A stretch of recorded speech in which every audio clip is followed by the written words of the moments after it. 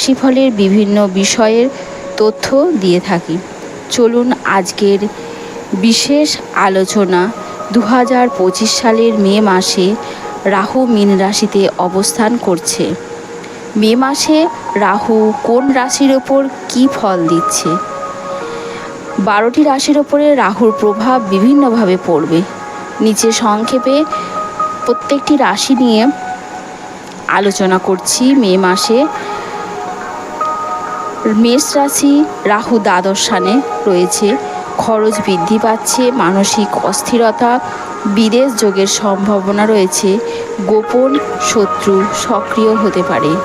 বৃষ রাশির রাহু একাদশ স্থানে রয়েছে। আয় বৃদ্ধি পাবে, কিন্তু বন্ধু বান্ধবদের দ্বারা প্রতারণার আশঙ্কা রয়েছে, তাই সতর্ক থাকুন।